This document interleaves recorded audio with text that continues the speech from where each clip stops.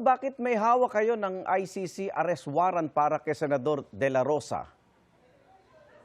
Yung warrant po na yon ay galing po yun sa NBI, may hawak din sila.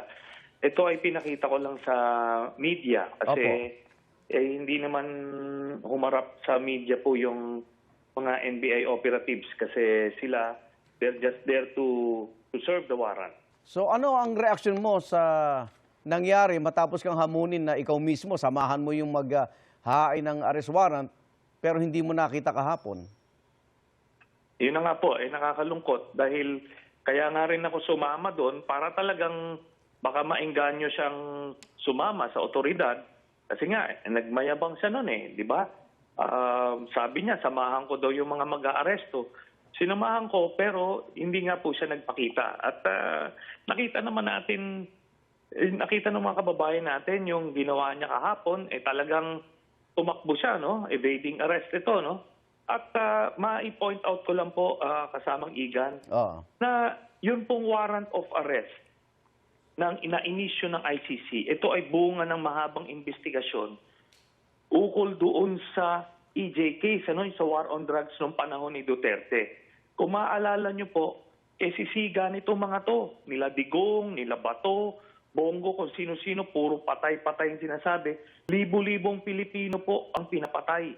Noong mga panahon na yon, si Bato ang hari ng PNP noong panahon na yon.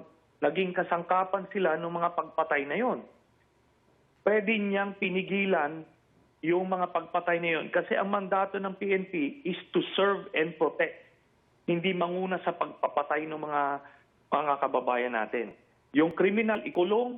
Yung addict, i-rehab. Ganun lang po kasimple yon. Walang sinabi na patayin yung mga suspected po, yung mga napagtripan lang na kursunadahan na addict, papatayin na kaagad. Ganun po ang reason ko ba't siya may warrant. Anong kakaharapin ni Senator Bato kahit may protective custody? Araw ba o buwan na lang ang bibilangin at diretso na siya sa The Hague, Senador? Unang-una po, kailangan pantayan ito ni Secretary Remulla, yung pinagmamalaki niyang dragnet. Ito na, kailangan hindi yan makalabas.